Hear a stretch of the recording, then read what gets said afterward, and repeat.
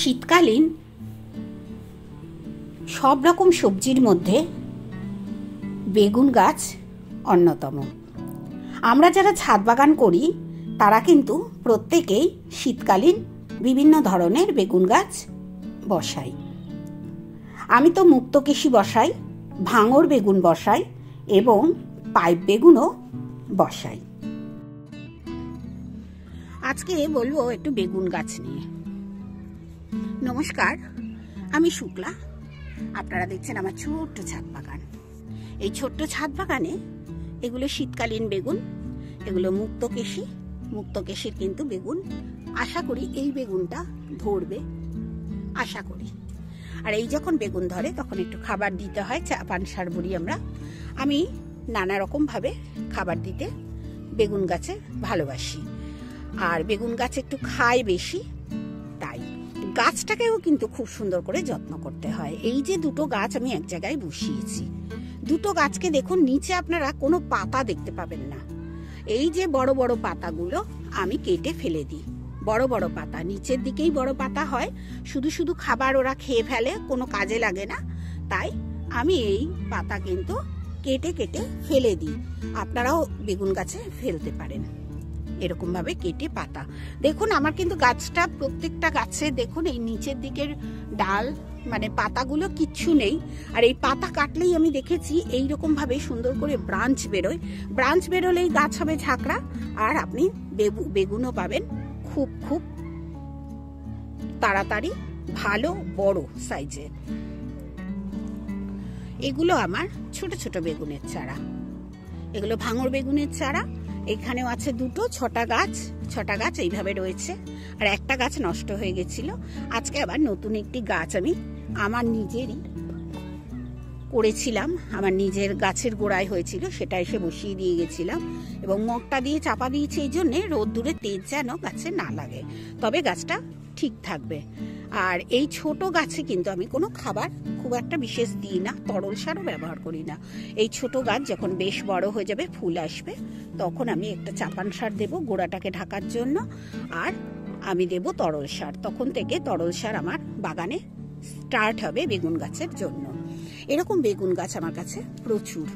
এইগুলো যেমন ভাঙর বেগুন, তেমনি আরো অনেক কিছু, অনেক রকমের, অনেক ধরনের বেগুন আমার কাছে আছে। বেগুনের গাছ, বেগুন গাছ খেতে ভালোবাসে বলে দেখুন আমি কিন্তু সবসময় এই রকম কাঁচা সবজির প্যাকেট করে বেগুন গাছের গোড়ায় রাখি, প্রত্যেক বছরই রাখি। আর দেখুন ডাল পাতা কিন্তু আমার প্রত্যেকটায় কাটা, এই যে বড় একটু পাতা হলেই কাটি। এটাও আমার একটি গাছের গোড়ায় নতুন বেগুন গাছ, চারা নিজের থেকে হয়েছিল, এখানে বসিয়ে দিয়েছি।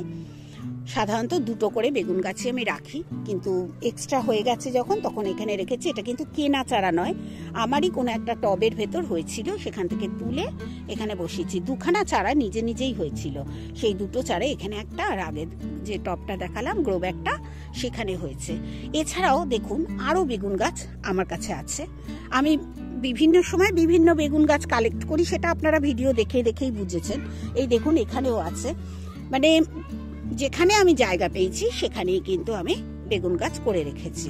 এখানে এই বেগুন গাছগুলো কিন্তু থাকবে না, যেখানে রোদ পড়ে সেখানে দেব আমি এই বেগুন গাছগুলো। এই যে বেগুন গাছটা দেখুন, এর যদি আমি বড় বড় পাতাগুলো যদি না কাটি, তাহলে এর যে গোড়ায় রোদ্দুর পড়বে না। এখন যেমন রোদ্দুর পড়ার কোনো কিছু নেই, কিন্তু গাছের গোড়া সব সময় পরিষ্কার রাখার জন্য বড় বড় পাতাগুলোকে আমি কেটে দিই। এটা আমি অনেক দিন ধরে এরকম কেটে দিই, তাতে গাছটা ভালোই থাকে, খারাপ হয় না, আর ফলটাও ভালো পাওয়া যায়। গাছ কিন্তু কমজোরি এতে হয় না। দেখুন ফুল এসে গেছে এই গাছগুলো কিন্তু আমার অনেক পুরনো গাছ। আবার এখানটায় দেখুন, এটা কিন্তু পাইপ বেগুনের চারা। এই চারাটায় আবার ফুল এসেছে, মানে ফুল ফোটেনি, কুঁড়ি দেখা যাচ্ছে, এই যে কুঁড়ি দেখা যাচ্ছে, এই যে কুঁড়ি দেখা যাচ্ছে। এও কিন্তু কদিনের ভেতর আমাকে ফল দেবে। আর বেগুন গাছ আপনারা হয়তো ভাববেন যে সব সময় বেগুন গাছ খুব তাড়াতাড়ি দেখবেন ফুল ফোটে, ফুল ঝরে যায়, ওই নিয়ে ভয় কোনোদিন পাবেন না। প্রথম দিকে ফুল কিন্তু ঝরবেই, এটা আমারও হয়, আপনারও হবে। প্রথম দিকে বেগুনের ফুল ঝরে যাবেই। আর কিচেন কম্পোস্ট ব্যবহার করুন। এই যে এখন যে অবস্থাটা, এই যে ফুলগুলো যেই ফুটতে শুরু করবে, আমি কিন্তু তখনই কিচেন কম্পোস্ট দিতে শুরু করব। আমাকে কিন্তু এই গ্রো ব্যাগেও দিতে হবে, কারণ এখানে দেখুন ফুল ফুটছে। এই জায়গাটা জঙ্গলের মতো হয়ে গেছে, এখানটা মানে ফাঁকা করে দিতে হবে গাছটা। আর লাউ গাছটা আছে, তো লাউ গাছের আওতা পড়ে যাচ্ছে। এই যে লাউ গাছটার ছায়া পড়ে যাচ্ছে এখানটা। তাই এবার বেগুন গাছগুলো নিয়ে আমি যে কি খাবার দেব সেটা বলবো। খাবার দেব সর্ষের খোল, সর্ষের গুঁড়ো খোল আমি কিন্তু বেগুন গাছে ব্যবহার করি।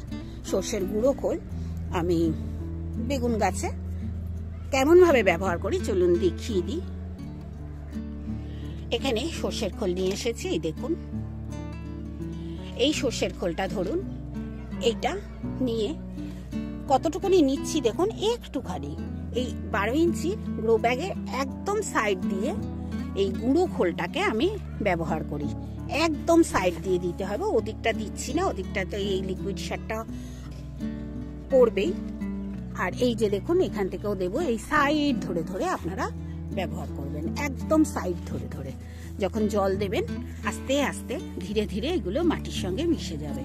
সর্ষের খোলটা কিন্তু ভালো লাগে বেগুন গাছ, কারণ সর্ষের খোল দেখুন আমি যেমন গুঁড়ো ব্যবহার করলাম, তেমনি কিন্তু আবার ব্যবহার করি লিকুইড যে সারটা তৈরি করি, তার সঙ্গেও কিন্তু সর্ষের খোল মিশাই।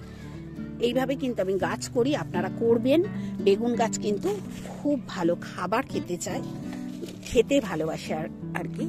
একে প্রত্যেক সপ্তাহে বেশি না 1 চামচ করে সর্ষের খোল একদম ধার দিয়ে দিয়ে দেবেন। এইভাবে যদি দিতে পারেন দেখবেন আপনার গাছ কিন্তু আপনার সঙ্গে কথা বলবে। এখানে দেখুন বেগুন গাছ, পুরনো বেগুন গাছ, এগুলো সব গরমের বেগুন, এখনো কিন্তু বেগুন হচ্ছে। এই সব গাছেও কিন্তু আমি এইভাবে সর্ষের খোল দিই এবং তরল সার ব্যবহার করি। তরল সারটা তো আমি ব্যবহার করি এখন শীতকালে, যেমন গরমকালে আমি প্রত্যেকদিন খুব পাতলা করে দিচ্ছিলাম, এখন শীতকালে আমি বেগুন গাছে সপ্তাহে 1 দিন মাত্র তরল সার ব্যবহার করছি। কারণ জল কম দিতে হয় শীতকালে, জলটাও বুঝে শুনে দিতে হয়। গরমকালে যেরকম বেগুন গাছে খুব জল টানে, এখন কিন্তু জলটা কম টানবে। 1 দিন অন্তর অন্তর গাছে জল দিলেও বেগুন গাছে সুন্দর বেগুন ধরবে, ফুল ধরবে, গাছও ভালো থাকবে।